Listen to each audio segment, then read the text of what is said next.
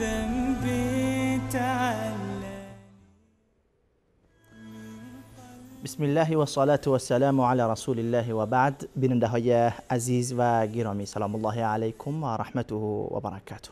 باز هم با قسمت جدید برنامه زلال ایمان خدمت شما عزیزان و سروران هستیم. البته مثل همیشه کارشناس دائمی برنامه جناب استاد سلیمانی عزیز را در استودیو با خود دارم. در آغاز سلام های خود و شما بیننده های عزیز را خدمت استاد سلیمانی عزیز تقدیم نموده ایشان را خوش آمدید میگویم. بنده عرض سلام دارم و ادب و احترام خدمت شما استاد رحیمی عزیز و همچنین خدمت بینندگان عزیز و ارجمند و امیدوارم در هر گوشه از این گیتی پهناور که هستند هر لحظه و هر روز زندگیشان و همچنین از ما و شما و کل امت اسلامی بهتر و زیباتر از لحظات و روزهای آن گذشته آمین. سپری بشه در خدمت شما. آمین. تشکر. سلامت باشید استاد سلیمانی عزیز. بیننده های عزیز، البته ما در هفته گذشته در مورد برنامه‌های گذشته زلال ایمان صحبت کردیم و قبل از آن هم البته موضوعات اعجاز علمی قرآن کریم را داشتیم، در موردش صحبت می‌کردیم و فکر می‌کنم که استاد سلیمانی عزیز تا هنوز شوق و اشتیاقشان مثل که پوره نشده، میخواهند به چند مورد دیگه از نمونه‌های اعجاز علمی قرآن کریم نیز بپردازند تا بعد از آن بریم به سراغ بخش‌های بعدی این برنامه. استاد سلیمانی عزیز، روی چه نمونه صحبت خواهیم کرد در این هفته؟ الحمدلله و الصلاة و السلام علی رسول الله و علی آله و صحبه و من والاه. همونطور که شما اشاره فرمودید، شوق اشتیاق ما همچنان به موضوعات بحث‌های اعجاز علمی قرآن کریم ادامه دارد و امیدواریم که بینندگان عزیز هم از این موضوع سیر نشده باشند و بعض پوزش درباره بحث‌های اعجاز علمی قرآن کریم که همونطور که در ابتدای مبحث ما اشاره کردیم موضوعات بسیار مفصل هست و زیاد هم هست، یعنی هر روز هم شاید حالا هر هفته یا هر ماه حداقل یک مطلب جدید و یک بحث جدید اضافه میشه به اعجاز علمی قرآن کریم یا سنت صحیح رسول علیه الصلاة و السلام. در آخرین برنامه‌ای که در خدمت عزیزان بودیم درباره اعجاز علمی قرآن کریم درباره ابرها صحبت کردیم. بله. و آنچه که قرآن کریم اشاره میکنه درباره ابرها که ما ظاهرش رو میبینیم و شکل‌های مختلف داره و قیاف‌های مختلف. وقتی صحبت از ابر میشه طبیعتاً بعدش باران مطرح میشه و آب. بله. و ابرها که میاد انسان غالباً خوشحال میشه که باران میاد و کشاورزان علل خصوص باغداران و به صورت عموم همه ما باران رو دوست داریم، مخصوصاً در مناطقی که مقداری فاصله باران تا باران دیگر زیاد میشه. باز این ابرها به مانند یک مسافر دوست داشتنی که سفری طولانی رفته و داره برمیگرده خیلی خوشحال میکنه، با حضور خودش تمام کسانی که رو میبینه. در قرآن کریم درباره باران و به صورت عموم درباره آبهایی که روی زمین وجود داره آیات فراوانی ذکر میشه و سخن گفته میشه دربارش. علاوه بر اینکه درباره چرخه باران ما بیشتر صحبت کردیم در برنامه گذشته، از خود خورشید گرفته و تاثیرش بر دریاها و بخار شدن آبها و تاثیر با ابرها باد در تشکیل ابرها و لقاح ابرها و انتقال ابرها و همچنین تاثیر کوهها و همچنین ریختن باران و موارد دیگری که مرتبط بود. قرآن کریم صحبت میکنه درباره جاری شدن آبها، درباره همچنین ذخیره کردن آبها. اینها همه درباره کل چرخه باران به تفصیل صحبت شد. اما من دوست دارم که در این برنامه درباره چند نکته دیگه اشاره بکنیم و صحبت بکنیم که الله متعال در قرآن کریم آبها رو برای ما وقتی ذکر میکنه برای آبهای مختلف صفات مختلفی رو ذکر میکنه. درست. اینطور نیست که در قرآن هر جا که آب میاد، ما وقتی میگیم آب در صحبت عامیانه حالا فارسی خودمون وقتی میگیم آب، خب بگیم این آب چی هست؟ میگیم آب چی؟ مثلا آب باران، آب دریا، آب نهر، آب چاه، آب چشمه، همین آب هست. از دید سطحی ما، از این نگاه اول ما و دید ساده ما به آب، همه آب هست دیگه. شاید هنوز خیلی از ماها نمیدونیم که آب دریا فرق میکنه با آب دریا، یعنی بحر به تعبیر عربیش، فرق میکنه با آب رودخانه ها و نهرها. ظاهرش آب هست شاید هرگز کسی که حالا علل خصوص به دریاهای بزرگ دسترسی نداشته و نرفته و یا شنا نکرده و داخل نشده نمیدونه که آب دریا رو اصلا نمیشه خورد.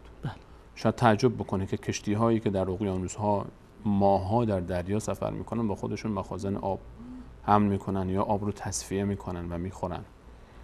القرآن کریم وقتی که 1400 سال پیش بر رسول الله صلی الله علیه و سلم نازل شد در جزیره العربی که یکی از مشکلاتش آب بود، اصلا درست باران اندک میبارید. هنوز الان ما هم میبینیم که در منطقه حجاز سالانه باران‌های بسیار اندکی میباره، شاید به تعداد انگشت‌های دست قابل شمارشه در مکه و مدینه منوره تعداد بارش‌های باران.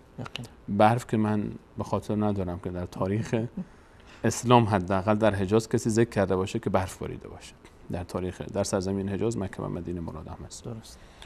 در اون سرزمین خشک و بی آب و علف به وادین غیر ذی زرع به تعبیر ابراهیم علیه السلام سرزمینی لم یزرع، قرآن کریم درباره آبها وقتی صحبت کرد برای آبها صفاتی ذکر کرده که قابل توجه است.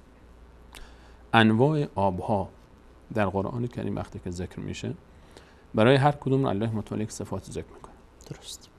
آب باران رو با یک صفتی ذکر میکنه. آب نوشیدنی که ما میخوریم و مینوشیم رو به بیشتر در دسترس ماست. آب نهرها، آب چاه‌ها، آب چشمه‌ها، این آبی که ما استفاده میکنیم این آب هست. این رو با صفت دیگری ذکر میکنه.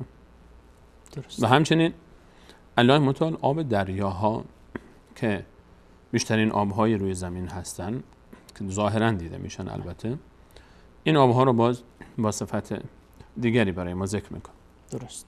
من دوست دارم در این برنامه به این موضوعات بپردازیم. آیاتی رو انتخاب کردم که از سوره مبارکه فرقان، بیشترین آیاتی که در این باب بالاخره برای ما روشنی میاندازن، و یک آیه از سوره مبارکه مرسلات و یک آیه از سوره مبارکه فاطر آیه 12 که درست. اون سوره فاطر آیه 12 فاطر شبیه آیه سوره مبارکه فرقان است، آیه 53. من فقط اشاره میکنم به ترجمه آیات، بعد میپردازیم به شرحش. درست. شرح آنچه که مرتبط به این آیات است از دید علمی و محققین کارشناسان امروزی ما. درست. و بعد وجه اعجازش خود به خود در خلال صحبت مشخص میشه. انشاءالله. در سوره مبارکه فرقان الله متعال در آیه 48 به بعد برای ما وقتی که صحبت میکنه از صفات خودش، از آیات قبلش الله متعال شروع میکنه خودش رو وقتی که معرفی میکنه. سوره فرقان بحث مناظره بین مؤمنین و مشرکین هست و خطاب با مشرکین و دلایل مختلف را الله متعال ذکر میکنه برای اثبات ربوبیت خودش و الوهیت خودش، که این دلایلی که در آیه 47 به بعد ذکر میشه. از آیه 47 الله متعال شروع میکنه و آیه 48 بیشتر محل استناد است. در آیه 48 این گونه میخونیم که الله متعال میفرماید اعوذ بالله من الشیطان الرجیم و هو الذی ارسل الرياح. تصویر آیه رو با هم داریم. و اون ذاتی است که فرستاده برای شما بادها رو بشرا بین یدی رحمت، تا بشارتی باشه پیشا پیش رحمتش. و ما میبینیم بادها وقتی که میاد خود به خود ابرها رو با خودش میاره. ابر کامد و انزلنا من السماء ماء طهورا، و من الله با عظمت میفرستم از آسمان برای شما ماء طهورا، آبی پاک.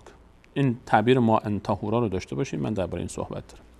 آیه 48 و انزلنا من السماء ماء طهورا، الله متعال میفرماید من از آسمان آبی پاک برای شما فرستم. خود کلمه طهور با صیغه مبالغه است. درست. بسیار پاک. طهور بسیار پاک. این مراد اینجا باران هست. آب باران رو الله متعال میفرماید ماء طهور. این تعبیر رو داشته باشیم، ماء طهور برای آب باران. درست. این یک.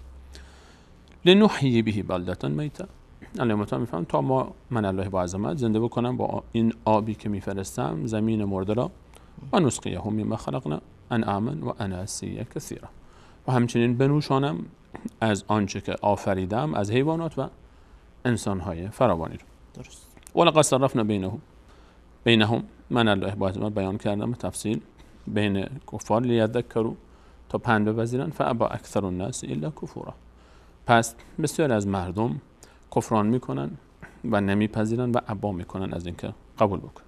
ولو شئنا، اگر من الله میخواستم، لبعثنا فی کل قریة نذیرا، در هر قریه و امتی در هر قوم یک پیامبری میفرستادم، اما فلا تطع الکافرین، اطاعت نکنید از کافرین، و جاهدهم به، جهاد کن با کفار با قرآن.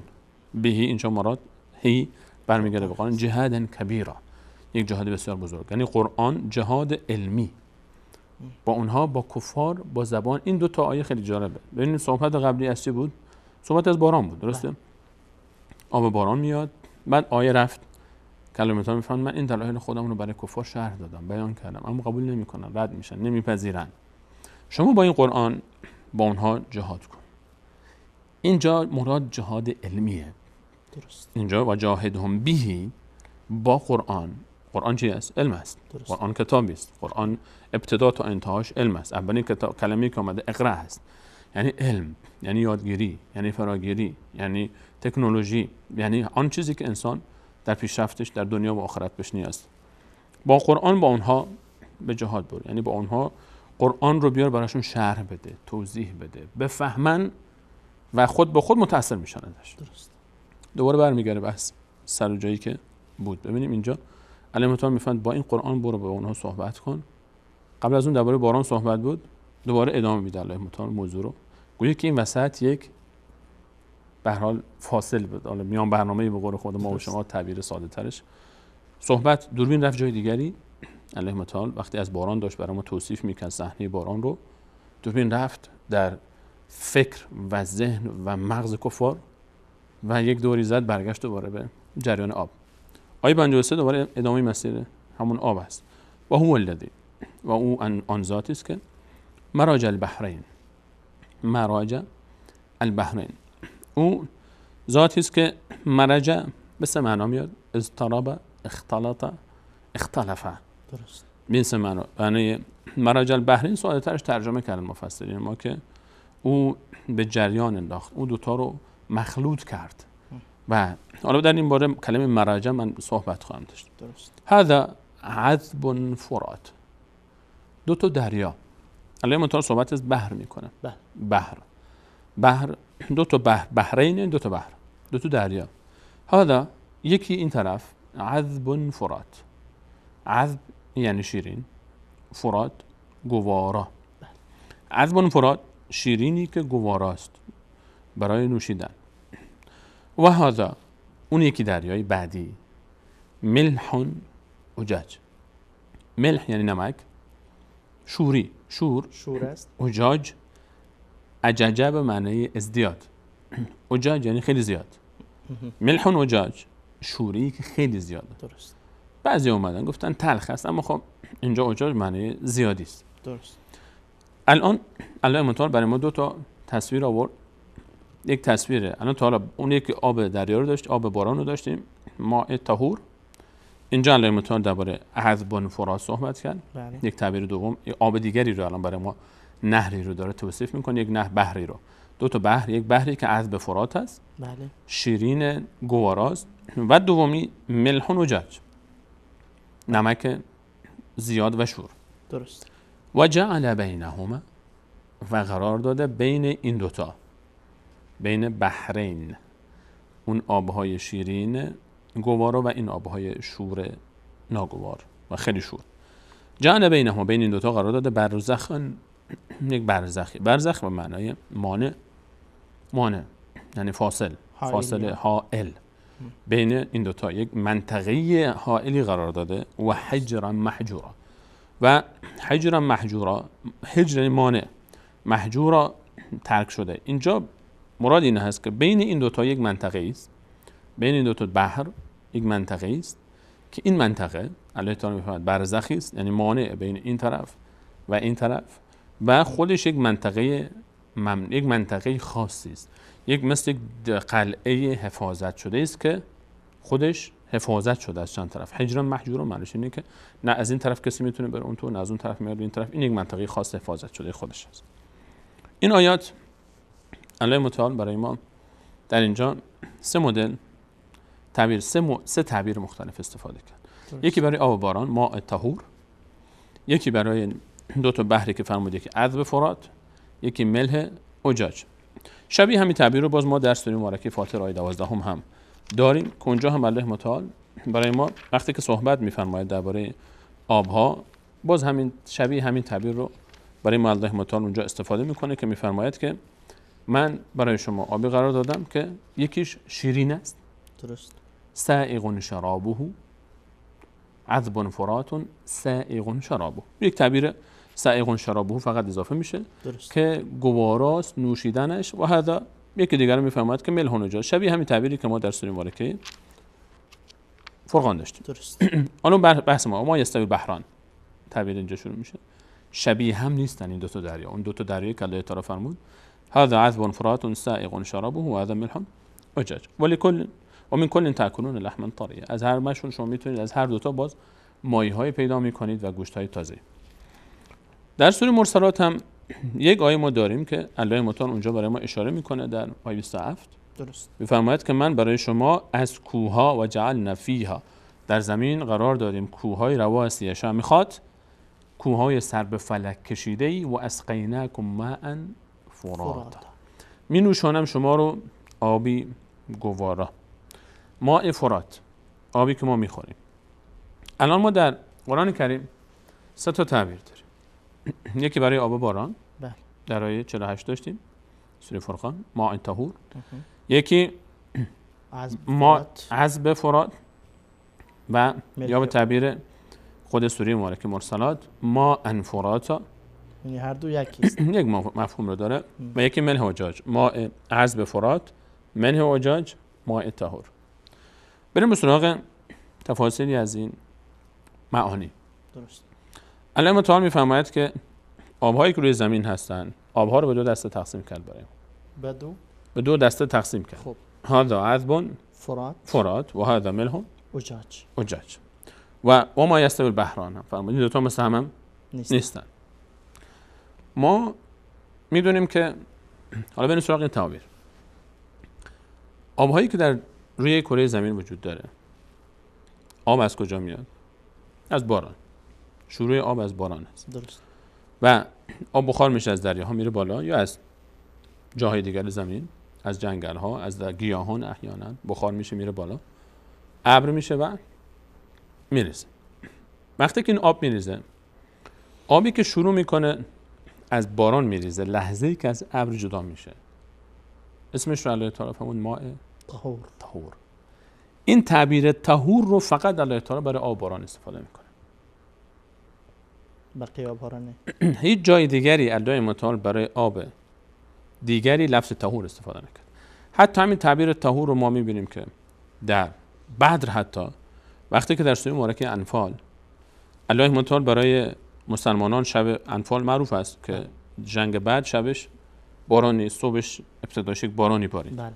اونجا هم الله تعالی بحث لیطهرکم به و ینزل علیکم من السماء ماء لیطهرکم به، شما رو تا پاک بگرداند. طهور پاک کننده، هم خودش پاک شدیدن هم پاک کننده است. آب باران رو الله متعال میفهمند که پاک است. این باب وقتی میاد روی زمین دیگه بهش طهور استفاده نمیکنه. الله تعالی میفهمد چی؟ ماء فراتا، یا تعبیری که استفاده میکنه چی است؟ عذب فرات. آب وقتی که از باران میباره، آب خالص است. آبی که از باران از ابر جدا میشه. بله. خالص. یعنی چی؟ یعنی خالص‌ترین آب که در حالا تعبیرهای دیگه‌ای بهش میگن ماء مقطر هم بهش گفته میشه. ماء مقطر مایی است که در پزشکی، آبی هست که در پزشکی استفاده میشه. استفاده‌های دیگری هم داره برای پاکی، برای ضد عفونی کردن، برای پاک کردن.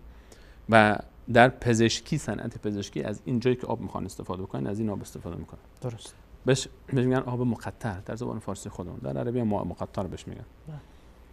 این آب باران وقتی که از ابر جدا میشه همچین حالتی داره. این آب خالص. البته قبل از این که برسه به زمین، چون الان با این آلودگی هایی که متاسفانه در شهرها ما داریم، مخصوصا دود ماشین و وسایل دیگری که هست، اون آبی که میریزه دیگه رو سقف خانه، اون آب بارانی که میریزه به زمین میرسه، اون آب دیگه نمیشه گفت طهور. اون صفتی رو داره که از باران الله تعالی میفهمد اون که از ابر جدا میشه. انزلنا من السماء، اون چی که شروع میشه اینطوری خاصیتی داره. طبیعتا گذشته ها وقتی که در شهرها و روستاهای ما اون آلودگی هایی که امروزه هست بر اثر این دود کارخانه ها و ماشین ها اون موقع نبود، طبیعتا این حالت بیشتر درک میشد تا الان. آب وقتی میریزه روی زمین یا در مسیر وقتی که میاد خود به خود با برخی از مواد در آسمان قاطی میشه، غبارهایی هست و ذرات معلقی هست، به زمین که میرسه، روی زمین وقتی که این آب میرسه به زمین، حرکت میکنه در کوهها، در صخره ها، در روی زمین. در مسیر حرکت ما میبینیم مثلا رودخانه‌ها وقتی که تازه باران میباره، آب در بیابان شما میرسن گلالود هست، اصلا شکل ظاهریش گلالود هستن.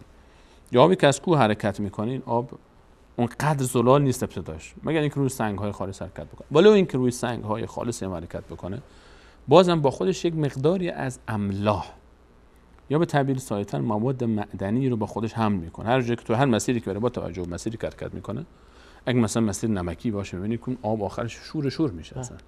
یا حرکتی که میکنه املاح میگیره. این املاح از آهن گرفته، از بسته به مسیری که حرکت میکنه، آهن دارن، کلسیم دارن، سدیم دارن و یا میبینیم که اینها نمک با خودشون حمل میکنن و این آب یک مزه‌ای میگیره برای خودش. درست. این وقتی مزه‌ای میگیره، این آبی که به ما میرسه در نهرها یک مزه‌ای داره. این مزه او رو گوارا میکنه برای نوشیدن. این مزه‌ای که داره به خاطر موادی که در این آب قرار میگیره، مواد معدنی که در مسیر بهش اضافه میشه، این میشه شیرین مزه میشه. ما بهش میگیم آب شیرین. آب شیرینی که ما بهش میگیم، شکر که توش نریختیم که بهش میگیم شیرین. وقتی که ما میخوریمش، این آب مزه، آب عادی که همه تو دهان احساس میکنیم، وقتی که اسم آب میاد، خب اون مزه که ما یک مزه‌ای داره طبیعتا، درست میگیم آب مزه نداره، یعنی نسبت به مزه‌های شیرین و ترشی اونا، ولی تهش یک احساسی ما داریم. وقتی آب میخوریم یک مزه احساس میکنیم از این آب. این آبی که ما میخوریم، به این آب میگیم آب شیرین. این طعم این آبی که ما احساس میکنیم به خاطر اون موادی هست که در این آب هست. درست. اگر آب باران از ابر وقتی جدا میشه، ما بتونیم که اون آب رو همونجا بگیریم، در ظرفی بریزیم، یا به تعبیری دیگر مثل آزمایشگاهی درستش کنیم. بیایم چیکار کنیم؟ آب رو بخار کنیم، بخار آب رو سرد کنیم و در مسیر ماده دیگه بهش اضافه نشه، آب مقطر درست بکنیم. اگر ما آب مقطر رو بنوشیم، مزهش با آبی که الان شما دارید می‌نوشید خیلی فرق میکنه. آب مقطری رو که از ابر جدا میشه با این آبی که داخل این لیوان هست، مزهش فرق میکنه. به همین خاطر ما اگه آب مقطر رو بخوریم، احساس میکنیم که تلخ مزه است. بعضی دستگاه‌های تصفیه کن وقتی که آب رو خیلی تصفیه میکنن، شایدن احساس میکنید که مزهش مقداری، بعضی آب‌ها احساس میشه که مزهش فرق میکنه. الله متعال میفهمد اون آبی که شما مینوشید، چی گفت الله تعالی در سوره مالک فرقان؟ عذب فرات. فرمود این عذب یعنی شیرین، فرات گوارا است. برای شما این طعمش چی هست؟ مقبوله. یعنی که شما با این عادت میکنید، میتونید بنوشیدش این رو براحتی. وقتی که درباره آب دیگر صحبت کرد، این آب دریا، این آب چی است؟ این آب نهره. این آبی که از آسمان میریزه وقتی جاری میشه نهرها، تمام رودخانه‌های دنیا این حکایتش است. درست. مگر اینکه در مسیرشون دیگه اگر آب نمک رد بهشون بحث جداست. خیلی جاها ما میشنویم که مثلا جای کوههای نمک هست، آب از این منطقه رد میشه، خیلی شوره، درجه شوریش میره بالا. نه، غالبا جاهایی که حالت عادی خودش رو داره، آب نهرها، آب سدها، همین آبی هست که به راحتی میشه اون رو نوشید. درست. این آب وقتی که میره به سمت دریا، این آب کلا یک آب دیگه است. آبی که در دریاست، الله تعالی دربارش چی فرمود؟ و هذا ملح. تعبیر دیگر چی بود؟ مرج البحرین، دو تا دریا رو، یکیشون هذا عذب فرات و هذا ملح اجاج. الله متعال درباره دریا میفهمد که این نمکی است. بله. ملح یعنی نمک. اصلا ملح برای میشه نمک. نفرمود که فقط ملح خالی، همونطور که درباره آب خوردنی نفرمود فقط هذا عذب. بله. تعبیر فرات رو استفاده میکنه، هم در اینجا هم در سوره مبارکه مرسلات. واسقیناکم ماء فراتا. درست. یک رودی هم، حالا بالمناسبه ما یک رودی هم داریم به اسم فرات در عراق، دجله و فرات. حالا میگن از بس این آبش گواراست بهش میگن فرات. اصلا فرات یعنی گوارا و آن چیزی که با طبع و خوی انسان میسازه، سازگار است، بهش میگن فرات. درست. این آبی که نوشیده میشه، الله تعالی فرمود عذب، نفرمود عذب فقط شیرینه، نه، اون شیرینی که باب طبع شماست، آب رو باب طبع شما قرار داد. اونجا که فرمود ملح نمکی هست، تنها نفرمود ملح، اجاج. یک اجاج اضافه شد بهش. چرا اجاج اضافه شد؟ چون نمک، خود ملح، نمک یعنی خود نمکی که ما استفاده میکنیم، یا املاح، ما وقتی که میگیم آب املاح داره، املاح جمع ملحه، نمک های مختلف داره، یعنی مواد معدنی مختلف درش هست. هیچ آبی روی زمین وجود نداره که درش نمک نباشه. اگر بخوایم همه رو در آزمایشگاه بریم نگاه بکنیم، همین آبی که ما میخوریم حتی درش نمک هست. درست. همین آبی که ما میخوریم هم نوعی در مقداری درش املاح هست، در این املاح هست، نمک درش هست. چرا اونجا الله متعال نفرمود و هذا ملح، اینم نمکیه؟ چون آب همه جا هست. این نمک در آب عذب فرات هم هست. درست. اونجا در دریا ملحش دیگه خیلی زیاده، اجاج میشه. ملحش اجاج است. اجاج یعنی خیلی زیاده. یعنی درجه شوری آب دریا، عزیزانی که رفتن تو دریا، آب وقتی که تو دهن انسان میره اصلا یک شیء ترسناکیه، مخیف هستن. اون آبی که میخواد بره تو دهن انسان مزهش رو هم شوره هم تلخه، یک حالت عجیبه. این اجاج همون مزه است. این اجاجی که قرآن میفهمد یعنی همون کسایی که چشیدن آب دریا رو، یعنی همون. این یعنی همون. ملح داره آب دریا، آب رودخانه هم داره. آب رودخانه ملح داره، املاح داره. ما گفتیم چون املاح داره، این آب باران در ابتدا وقتی که حرکت میکنه که خالص از ابر که جدا میشه، مقطره، میاد زمین، در روی زمین که حرکت میکنه قاطی میشه با برخی از املاح، میشه عذب فرات. درست. اما این وقتی که این آب دریا که هست، اون دیگه ملحش خیلی زیاده، ملحش اجاجه، این املاحش خیلی زیاده، درصد املاح اون خیلی شدیده و حکمت ها داره الله متعال که چرا شدیده. به هر حال به خاطر طبیعت آبها، اگر اون درصدی که این آب عادی داره این رو دریاها داشته باشن، زندگی در دریاها دچار مشکل میشه، آب تعفن، اون حجم عظیم آبها، به هر حال حکمت های الله تعالی است برای اینکه اونجا رو اینطور خلق کرده. درست. الله متعال برای ما وقتی توصیف میکنه میفهمد که 3 تا آب است. یکی ما طهور است، آب باران است که طهور است. آب باران الله متعال میفهمد طهور، لیطهرکم به، طهور است یعنی خیلی پاک است. طهور به وزن فعول صیغه مبالغه است، نه؟ در زبان عربی زیاد پاک کننده، خیلی پاک است. هم پاکه، هم لیطهرکم به، هم پاک کننده است. درست. هم خودش عاری از هر گونه باکتری و از هر گونه املاح دیگه است و همین که قدرت پاک کنندگیش خیلی بالاست. درست. و درجه جوشش هم کمتره. یعنی ما اگر آب عادی رو در 100 درجه باید بجوشانیم، آب باید دماش به 100 درجه برسه که بجوشه. آب مقطر، آبو که از ابتدا از ابر شروع میکنه به ریختن، در دمای جوشش پایین‌تر، چون املاح داخلش نیست، زودتر به جوش میاد. اصل آب اون هست، اما اون قابل نوشیدن هست، ولی اون املاحی که بدن نیاز داره در اون آب نیست و ما نمیتونیم آب اصل رو برای نوشیدن استفاده کنیم. قرآن کریم هیچ جا برای نوشیدن اون آب رو استفاده نکرده. و اسقیناکم ماء، نفرمود طهورا، فرمود فراتا، می نوشانیم شما رو آبی که فرات است. یعنی چی؟ یعنی آبی که با طبع شما سازگار است. اون آبی که از کوه حرکت میکنه، مقداری مواد معدنی با خودش میگیره، املاح میگیره و این رو شما می نوشید. الله متعال میفرماد اون چی که شما می نوشید عذب فرات. درست. سائغ شرابه، اینی که برای شما نوشیدنش گواراست. اون آب باران رو برای ما توصیه نکرده که ما فقط از اون بنوشیم، اونی که از ابر میاد. چرا؟ چون املاح درش نیست. اما توصیه که بر اون شده چیه؟ لیطهرکم به، قدرت پاک کنندگی آب باران چندین برابر آب عادی است. درست. ضد عفونی کننده است، برای پاک کنندگی استفاده میشه و فواید زیادی که داره اون آب در مکان خودش و در جای خودش. درست. حالا یکی اون آب رو داریم، دوم آب عذب فرات نوشیدنی رو داریم. درست. یک آب باران پاک کننده، تمیز پاک کننده، ضد عفونی کننده رو داریم. آب نوشیدنی که مقداری درش املاح هست، اما املاحی که قابل پذیرش هست، گواراست برای شما، زیاد نیست. و سومی ملح اجاج داریم که اونو دیگه کار شما نیست که بخورید، اون رو به درد شما نمیخوره، شور زیاد. درست. خیلی شور است. این 3 تا آب رو الله متعال برای ما معرفی میکنه. کی؟ 1400 سال پیش. کجا؟ در جزیره العربی که خیلی ها اصلا نه دریا دیده بودن و نه آزمایشگاهی داشتن و نه هواپیما و هلیکوپتری که برن با آسمان بفهمن آب مقطر چی هست. درست.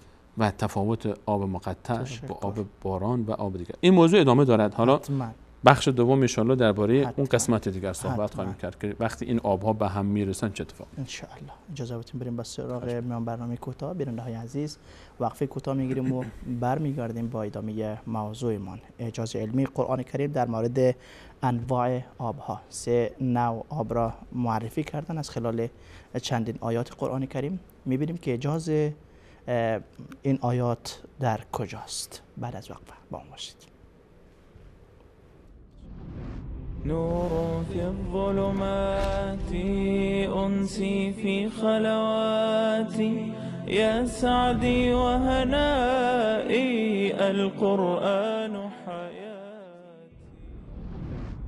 إن الذين يكتمون ما أنزلنا من البينات والهدى من بعد ما بيناه للناس في الكتاب أولئك يلعنهم الله ويلعنهم اللاعنون. بیگمان کسانی که دلایل روشن و هدایتی را که ما فرو فرستاده ایم پنهان می کنند، بعد از آن که آن را در کتاب برای مردم بیان نموده ایم مورد نفرین الله و لعنت کنندگان قرار می گیرند. نور في الظلمات أنسي في خلواتي من قلبي الحيران ناديت يا منان أغمرني بالغفران وزدني إيمانا. من قلبي الحيران ناديت يا منان أغمرني بالغفران وزدني إيمانا. ذنبي تعلاني للذل أردني ذنبي تعلاني. با سلام مجدد خدمت شما بیننده های عزیز و گرامی، با برنامه زلال ایمان و موضوع اعجاز علمی قرآن کریم در مورد انواع آبها خدمت شما عزیزان هستیم. استاد سلیمانی عزیز قبل از وقفه به بعضی آیات قرآن کریم پرداختند که قرآن کریم 1400 سال قبل برای مسلمانان آن زمان 3 نوع آب را معرفی کرده است در آیات متعدد.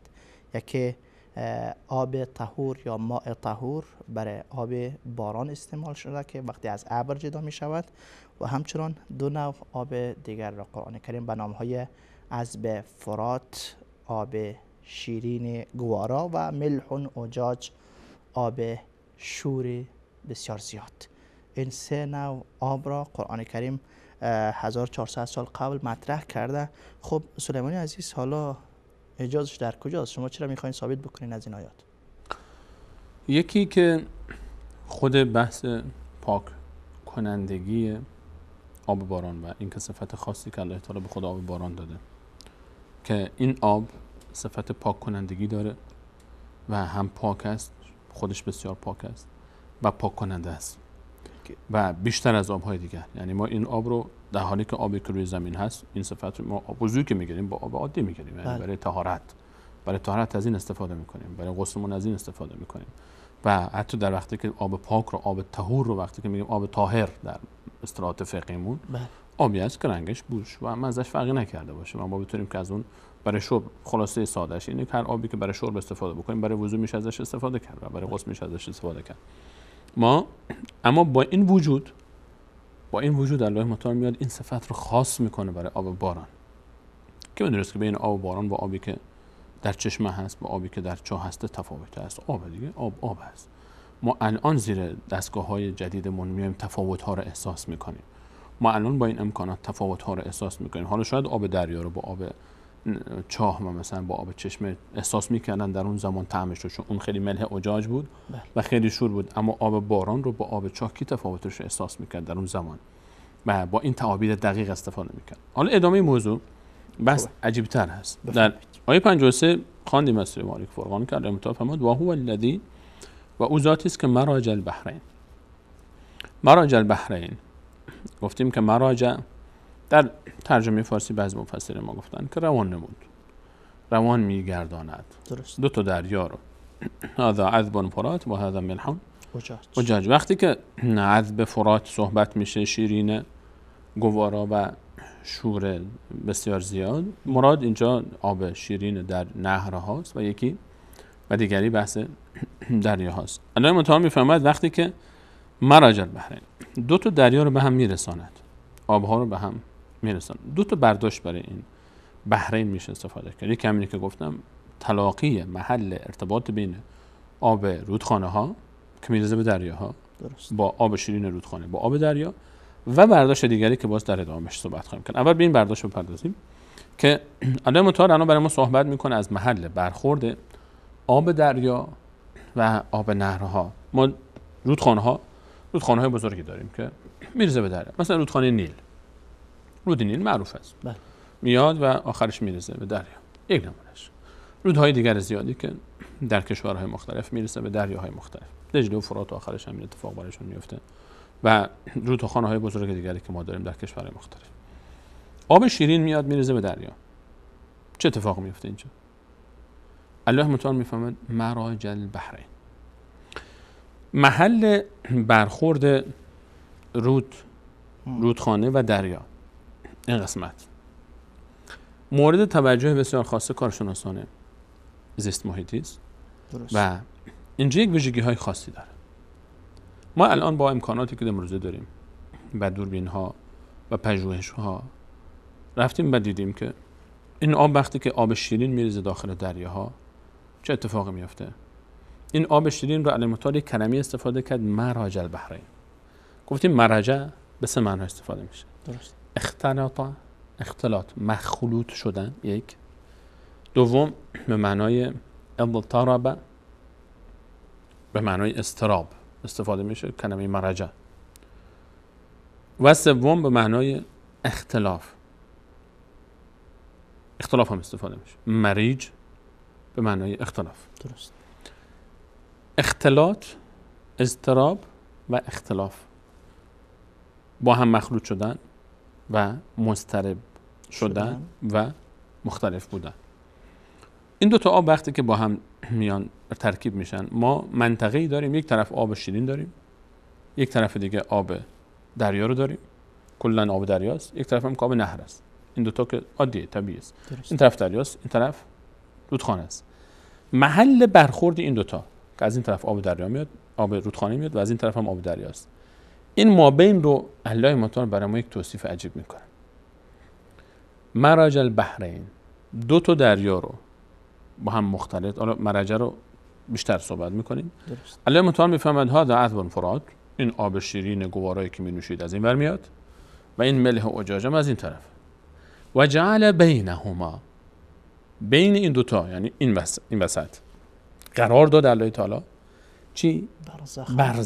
برزخ، یک مانع، فاصله، حائل. این وسط اینا یک منطقه خاصی است، یک منطقه خاصی بین این آب شیرین این طرف و این آب شور این طرف. این منطقه‌ای هست که الله تعالی به اسم برزخ، دوم یک تعبیر برزخ استفاده کرده و دوم تعبیر حجر محجورا، یک منطقه‌ای است که برزخی است، یک برزخی است، یک منطقه خاص. ما وقتی میگیم مثلا عالم برزخ، ما در تعبیر برزخ رو کجا استفاده میکنیم؟ میگیم بعد از مرگ عالم برزخ شروع میشه. چرا بهش میگیم برزخ؟ چون حد فاصله بین این دنیا و قیامته. آن دنیا یک فاصله است، یک دنیایی است بین این دنیا و شروع قیامت آن دنیا. اینو بهش میگیم برزخ. این برزخی که الله متعال در بین آب شیرین و شور تلخ برای ما صحبت میکنه، در دریا عملا اتفاق میفته. یک فاصله است بین این طرف که شوره و این طرف که شیرینه. شور، این آب شیرین سر جای خودش میمونه، درست. این آب شور هم سر جای خودش هست. این منطقه بین اینهاست که اینجا دیگه این منطقه مرج البحرینه.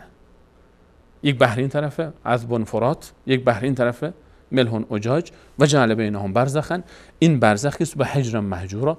اینجا هم برزخ مانع میشه که این طرف به این طرف بریزه و این طرف به این طرف بریزه و هم حجر مهجور است، یعنی یک منطقه محافظت شده خاص خودش است. احیانا به کیلومترها، به ده ها کیلومتر میرسه فاصله این منطقه برزخ، یعنی این برزخی که اتفاق میفته احیانا ده ها کیلومتر طول داره. این برزخ ویژگی هایی داره. آب شیرین میاد مخلوط میشه با آب ملح اجاج، این عذب فرات مخلوط میشه با ملح اجاج. مخلوط شدن به چه معنی است؟ ما در این لیوان اگر شکر بریزیم و هم بزنیم چی میشه؟ شیرین. چرا؟ چون شکر حل شد در آب. بله. دیگه نمیبینیمش. اینو میگیم محلول، نمیگیم مخلوط، میگیم محلول. اما اگر شما مثلا داخل این بیاید چی بریزید؟ سیاه‌دانه بریزید یا کنجد بریزید مثلا یا گندم بریزید هم بزنید، شاید مخلوط بشه اما محلول نمیشه. باز هم شما همون چیزی که داخلش هست میبینید. درسته؟ شما مثلا اگر گندم رو با شکر هم بزنید آیا حل میشن در هم؟ نمیشه، مخلوط میشن با هم. ما وقتی میگیم مخلوط شدن یعنی که این دوتا با هم در میآمیزن اما یکی نمیشن. درست. قابل تفکیکن. مخلوط شدن معنیش اینه. این برزخ محل مخلوط شدن این دوتا آبه. اینا با هم در کلنجار میرن اما یکی نمیشن، یک آب نمیشه. این آب شیرین یک محدوده هی با هم در اختلاطن، مخلوط میشن. دوم ظاهرش اینه که این آب آرام است اما زیرش اضطراب داره، اینا هی در حال نقل و انتقالاتن. و سوم اختلافهای زیادی در این منطقه در دمای اونها و همچنین در مقدار املاحی که اینجا وجود داره مشاهده میشه در طول شبانه روز. این منطقه برزخ هم اختلاف زیادی در دمای اونها در فاصله شب و روز هست و هم در املاح اونها، مقدار شوری و شیرینیشون تفاوت‌های بسیار زیاده. این منطقه برزخ حجر مهجور، این منطقه محافظت شده خاص، اینجا اصلا قوانین خاص خودش رو داره. این منطقه برزخ هم در این منطقه برزخ اختلاط صورت میگیره، مخلوط میشن آبها با هم اختلاف زیادی وجود داره و هم اضطراب زیادی وجود داره. هر سه معانی که برای کلمه مرج استفاده میشه در عربی. علیه تعالی فرمود مرج البحرین. در این منطقه برزخ مرج اتفاق میفته. یعنی چی؟ اختلاط صورت میگیره، مخلوط میشن، مضطرب هم هستن و اختلاف زیادی هم وجود داره. اینجا در این منطقه حتی عجیبتر اینه که اینجا علیه تعالی فرمود حجر محجورا. درسته؟ اینجا منطقه محافظت شده است.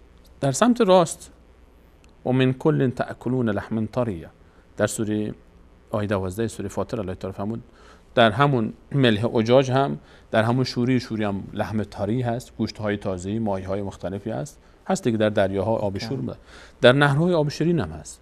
در همین عذب فرات آبی که ما می نوشیم در رودخانه ها هم ماهی های خوشمزه وجود داره که اینجا خورده میشه، ماهی آب شیرین، ماهی های آب شور. اینجا یک ماهی های خاصی زندگی میکنن در این عذب فرات و این ملح اجاج فضای خودش و زندگی خاص خودش رو داره.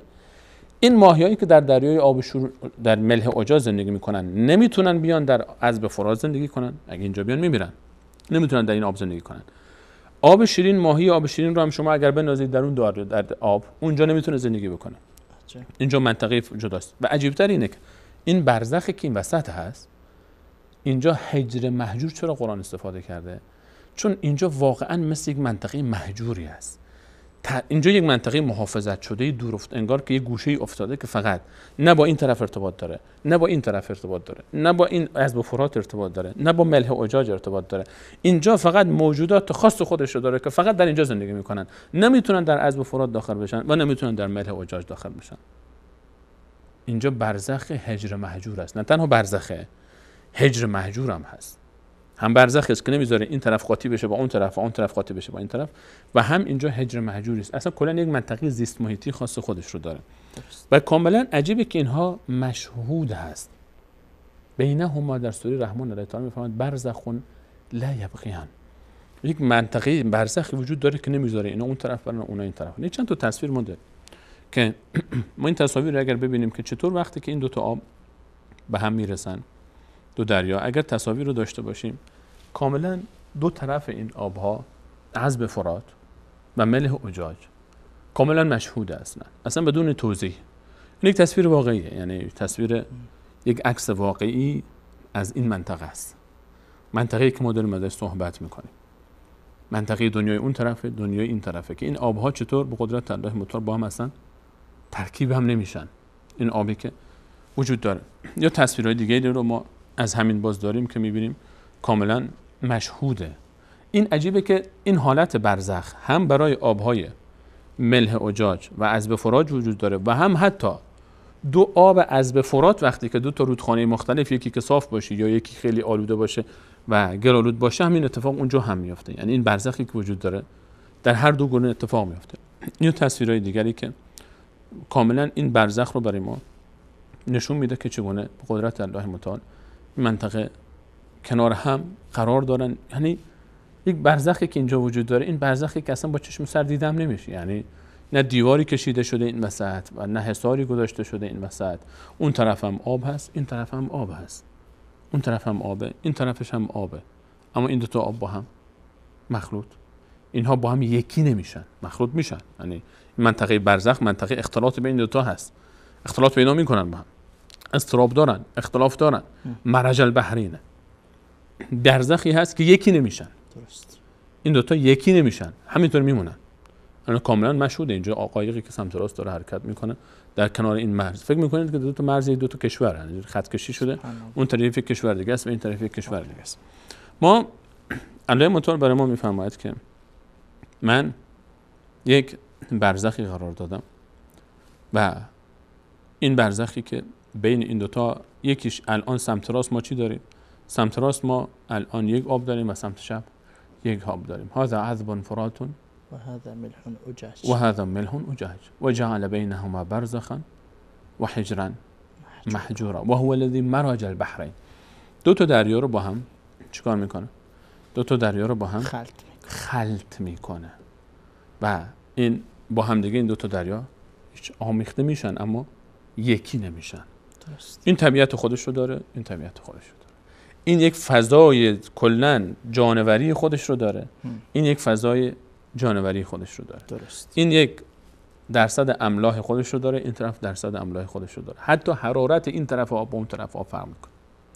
درجه حرارت این دوتا با هم فرق میکنه و کلاً انگار که دو تا که کلاً یک کشور مستقل از همن. این کلاً که انگار که اینجا یک مرز کشیدن، دیوار کشیدن تا پایین، در حالی که هیچ ظاهراً بین اینها چیزی وجود نداره جز اینکه قدرت الله متعال است. تصاویر از کجا بود؟ این همه تصاویری هست که در اینترنت به راحتی. این بحر در کجاست؟ اینا چند تا مختلف هستن، چندین فهر هستن در آمریکای جنوبی، در مناطق مختلف. اینا محل برخورد آبهای شیرین دریاهاست. درست. نهرهایی که میریزن به دریاها و دریاهای آبشوری که این تصویر اونجا ایجاد میشه. یک بخشش کلا آبهای شیرینی است که از طریق رودخانه‌های بزرگ ریخته میشه و در دریاهای مختلف این تصویر قابل مشاهده است، به شرطی که بالاخره از طریق آسمان کسی ببینه یا بره از نزدیک. شاید از نزدیک اونقدر قابل رؤیت نباشه. درست. و این مسائل رو باید از نزدیک دید. طبیعتاً چیزی که مهم و جالبه، در جزیره العرب ما همچین چیزی نداریم، چون ما نهری نداریم که بریزه به دریای سرخ. الان ما در کل جزیره العرب، دریای سرخ رو مثلا شما نگاه کنید که سمت غربی جزیره العرب است، هیچ نهری وجود نداره و نداشته. یعنی بارندگی اونقدر نبوده، برفی نبوده که نهری سرازیر بشه و همچین تصویرهای ایجاد بشه. غیر از این که الله متعال برای ما با قدرت خودش همچین چیزایی رو به تصویر کشید و عجیب‌ترش چیز دیگری است. ما گفتیم یکی از معانی مرج البحرین، بحرین یکی از معانیش اینه که نهر آبهای شیرین است. معنی دیگرش این است که بحرین، ما دو تا بحر داریم. ما یک بحری داریم که موجود است، این دریاهایی که ما الان داریم، این آبشور. رسول الله علیه السلام در روایتی فرمود که زیر این دریاها پرسیدن که زیر این دریاها چیست؟ فرمودن آتش است، نار. فرمودن که زیر آن آتش چیست؟ فرمودن بحر دیگری است. این یکی از احادیث رسول علیه السلام است. شاید کسی قبلا اگر این رو میشنید گفت یعنی چی؟ زیر بحر آتش است و زیر آتش دوباره بحر است. ما الان اکتشافات جدید نشان داده که در بسیاری از اقیانوس ها، کف اقیانوس، ما چشمه هایی داریم که این چشمه ها، حالا اون که رسول الله فرمود زیرش آتش است، ما میدونیم که زیر این پوسته زمین، پوسته بعدی مواد مذاب ما داریم. هرچی ما با عمق زمین نزدیک میشیم این پوسته قدرتش کمتر میشه. ما درباره آتشفشان‌ها این صحبت رو کردیم و گفتیم که این آتشفشان‌ها گدازه‌هایی هستن که از زمین خارج میشن و آتش مذاب. ما هسته داخلی زمین همش آتش است. در کف اقیانوس‌ها احیانا ما چشمه‌های آب شیرین داریم. اقیانوس‌ها ملح اجاجن، شورن. اقیانوس‌ها این دریاهای بزرگی که به هم ارتباط دارن آبشون کاملا شورن. اما در کف اقیانوس‌ها ما چشمه‌های آب شیرین داریم که این آب از کجا میاد؟ ما علاوه بر این که آب شیرین روی سطح خشکی‌های زمین داریم و چاهایی که می‌کنیم و در زیر پوسته با ارتفاعات کمتر مثلا 100 متر 200 متر 300 متر، ما در کف اقیانوس‌ها در پوسته زمین بعضی‌ها گفتن تا عمق 400 کیلومتری احیانا در داخل زمین، ما اون طرفترش بعد از اون ما دریاهایی از آب داریم. آب و حجم آبهایی که در پوسته های داخلی زمین هست رو بیشتر از آبهای شیرین سطح کره زمین برآورد کردن. آبهای شیرینی هست از کف اقیانوس‌ها که میاد بیرون، چشمه‌های آب شیرین. همین اتفاقی که اینجا میفته این اتفاق اونجا هم میفته. مرج البحرین هذا عذب فرات و هذا ملح اجاج و جعل بینهما برزخا و حجرا محجورا. یعنی از کف دریاها چشمه‌های آب شیرین میجوشه، درست، که اونجا میاد بالا، همونجا میمونه، قاطی نمیشه با آب بالا سر خودش. یعنی این آب شیرین و آب شور یک برزخ بینشون هست. همین اتفاقی که اینجا میفته اونجا هم در کف اقیانوس‌ها هم میفته. از حکایت مخلوط نشدن آبها در این سوره مبارکه به سادگی الله متعال برای ما این موضوع رو مطرح کرد در یک آیه. ابتدای آیه 47 برای ما فرمود که آب میفرستم برای شما از آسمان، آبی پاک و پاک کننده، طهور. بعد رفت درباره دعایی درباره چی صحبت کرد؟ درباره تعامل کفار با این دعوت و رسالت که رد نمی‌کنن. بعد فرمود با قرآن برو با اونها صحبت کن. اگر ما می‌خواستیم ولو شئنا لبعثنا فی کل قریة نذیرا، اگر می‌خواستیم در هر زمانی و برای هر قومی پیامبری می‌فرستادیم، اما نیازی نیست. وقتی قرآن آمد، قرآن برای هر قومی و برای هر ملتی پیام رسان است. به همین خاطر ادامهش الله متعال چی فرمود؟ فلا تطع الکافرین و جاهدهم به جهادا کبیرا. با کافران هر قرنی، هر زمانه‌ای، نیاز نیست برای هر زمانه‌ای هر قومی ما پیامبری بفرستیم. اگر می‌خواستیم می‌فرستادیم، اما نیازی نیست. ما کتابی فرستادیم که برای هر قرنی و زمانه‌ای صحبت داره و رسالت داره و پیام داره. شما کافی است که این کتاب رو برای اونها معرفی بکنی و عجایب این کتاب رو و بیانهای این کتاب رو و دستورات این کتاب رو و حقایق این کتاب رو، و این خودش بزرگترین جهاد هست با این گوشه، با این دسته و این افراد. و ادامه فرمود و هو الذی مرج البحرین. یک نمونهش اینه، حکایت تدبر و تفکر در خلقت الله متعال در دریاها و در منطقه برخورد بین آبهای شیرین و همچنین آبهای شور ملح اجاج. اگر بخوایم یک مقداری، حالا هر کسی که اعتقادی هم نداره، ما که اصلا نیاز به این مباحث نداریم، ما اصلا کسی که ایمان داره به قرآن کریم و به رسالت رسول الله صلی الله علیه و سلم، ولو کان من عند غیر الله لوجدوا فیه اختلافا کثیرا. 1400 سال است که این کتاب میفرماید اگر از جانب غیر الله متعال بود درش اختلافات زیادی میافتید. 1400 ساله، بیش از 1400 سال که دشمنان این کتاب که بیشترین جمعیت دنیا رو هم همیشه داشتن، یعنی مسلمان ها همیشه جمعیتشون از کفار کمتر بود، همیشه دشمنان نوابغی داشتن، دانشمندانی داشتن، زبان عربی هم خیلی بلد بودن. در هر زمینه‌ای که قرآن صحبت کرده سعی کردن که بیان اختلاف پیدا بکنن با قول خودشون و تناقض پیدا بکنن، اما هرگز موفق نشدن. درست. و نتوانستن. حتی قرآن از همون ابتدا که نازل شد اگر فرمود اگر این کتاب رو شما فکر می‌کنید از جانب غیر الله تعالی است، مثل اون بیارید. یک سوره مثلش بیارید، نه که کتابی مثل این. اما نتوانستن و نخواهند توانست. و بلکه نه تنها نتوانستن، روز به روز هر چقدر که قرآن جلوتر رفت و مسلمان ها جلوتر رفتن، عجایب این قرآن و شگفتی های این قرآن رو بیشتر درک کردن و بیشتر براشون مشخص شد. قرآن کریم خیلی ساده صحبت میکنه. قرآن کریم کتاب جغرافیا و کتاب زمین شناسی و کتاب کیمیا و کتاب هواشناسی نیست. اصلا این مسائل کتاب برای این نیامده، اصلا برای این نیامده. این آیات هم که اینجا مطرح میشه فقط نشانه‌هایی از قدرت الله تعالی است. الله متعال در ابتدای سوره درباره رسالت انبیا صحبت میکنه. این قرآن هم، این سوره اسمش از فرقان، نام دیگر قرآن هست و اینجا خیلی ساده صحبت میکنه. الله همون ذاتی است که همچین موجوداتی رو خلق کرده، همچین قدرتی داره. اون ذاتی که این قدرت رو داره، این خلق رو کرده، اون رو این کتاب رو هم برای شما آورده.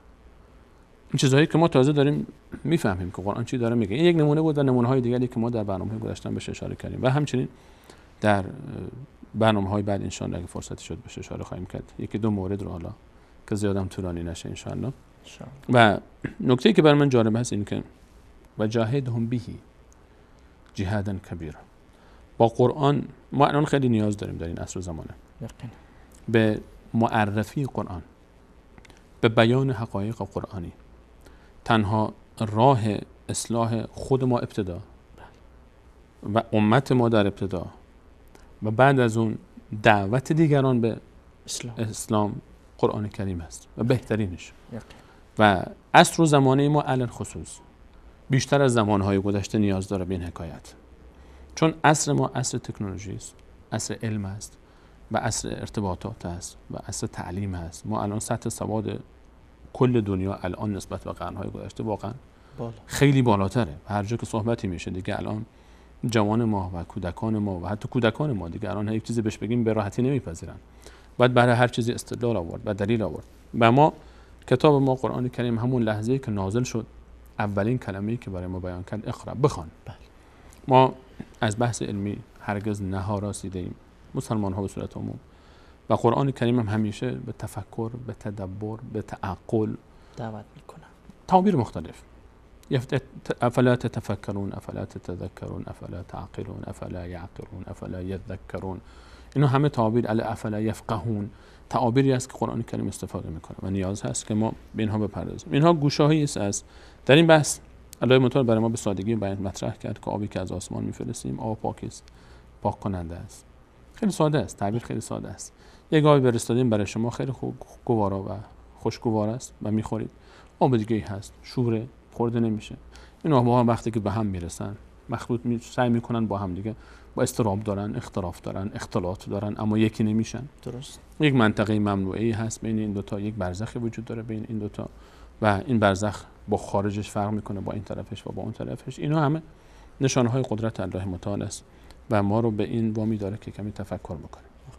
و هر کدوم از این آیات در قرآن کریم ما رو به تفکر وامی داره که قدرت الله متعال رو برای ما نشان میده و امکان نداره که شخصی که خواندن و نوشتن بلد نبود 1400 سال پیش همچین مواردی رو در کتاب برای ما گفته باشه. تشکر. سلام علیکم. جزاکم الله خیرا. تشکر از تمامی شما عزیزان بیننده که تا این لحظات با ما بودید. یقینا از صحبت‌های مفسرانه و عالمانه استاد سلیمانی همین ما شما مستفید شدیم. همه شما خوبان را تا قسمت بعدی برنامه زلال ایمان به خداوند یکتا و یگانه میسپاریم. الله یار و مددگارتان. السلام علیکم و رحمت الله و برکاته.